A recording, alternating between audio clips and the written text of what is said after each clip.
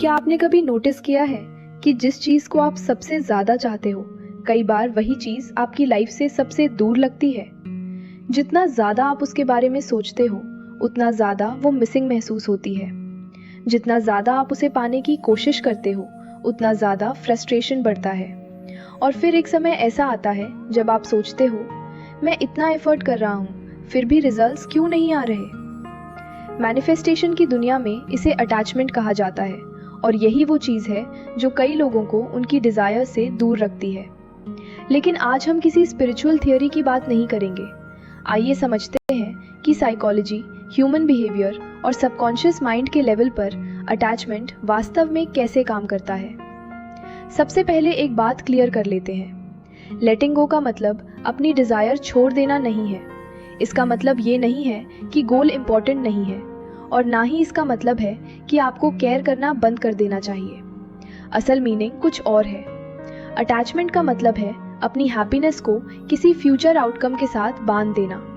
यानी जब मुझे ये मिलेगा तब मैं खुश रहूंगा, जब वो मैसेज आएगा तब मैं रिलैक्स करूंगा, जब प्रमोशन मिलेगी तब मैं कॉन्फिडेंट महसूस करूंगा।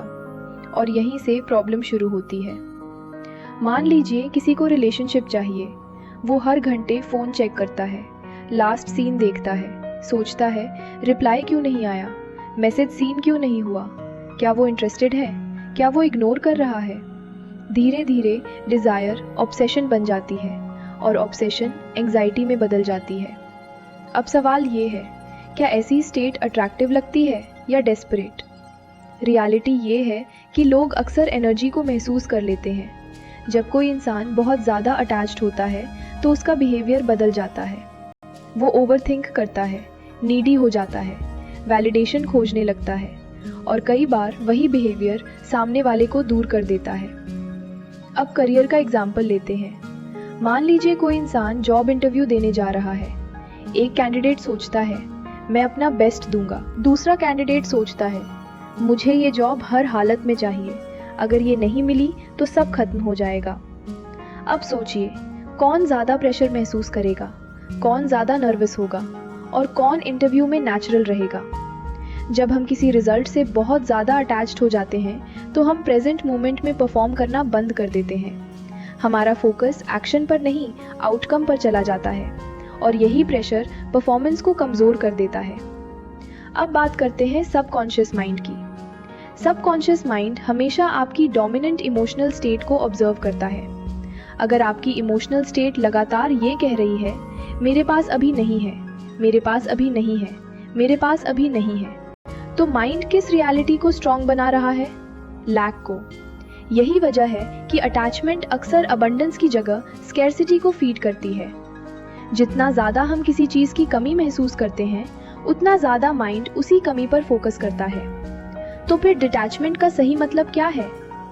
डिटैचमेंट का मतलब है गोल रखना लेकिन अपनी पीस खोए बिना, डिजायर रखना लेकिन डेस्परेशन के बिना, एक्शन लेना लेकिन एंजाइटी के बिना।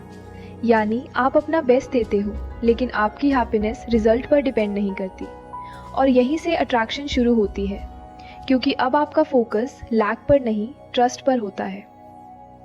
एक सिंपल एग्जाम्पल सोचिए। कभी आपने नोटिस किया है कि कई बार जब आप किसी चीज को लेकर बहुत ज्यादा स्ट्रेस लेना बंद कर देते हो, तब वो चीज अचानक आपकी लाइफ में आ जाती है। ऐसा इसलिए नहीं होता क्योंकि यूनिवर्स आपकी टेस्ट ले रहा था, बल्कि इसलिए क्योंकि आपने रेजिस्टेंस कम कर दी। आप रिलैक्स हुए, प्रेजेंट हुए, आपका बिहेवियर नेचुरल हुआ, और नेचुरल बिहेवियर अक्सर बेटर रिजल्ट्स क्रिएट करता है। तो अगर आप किसी डिजायर को मैनिफेस्ट करना चाहते हैं तो उसे चेज मत कीजिए, उसके लिए एक्शन लीजिए, उसकी डायरेक्शन में ग्रो कीजिए, लेकिन अपनी इमोशनल वेलबींग को उसके साथ मत बांधिए। क्योंकि जिस मोमेंट आपकी हैप्पीनेस किसी फ्यूचर रिजल्ट पर डिपेंड करना बंद कर देती है, उसी मोमेंट आप फ्रीडम महसूस करना शुरू कर देते हो। और कई बार यही से अट्रैक्शन की प्रोसेस भी शुरू होती है।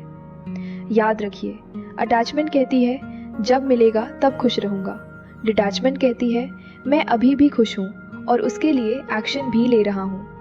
और इन दोनों माइंडसेट के रिजल्ट्स अक्सर बिल्कुल अलग होते हैं। फोकस गोल पर रखिए, लेकिन अपनी पीस को उसके बदले मत दीजिए। यही द साइंस ऑफ लेटिंग गो है।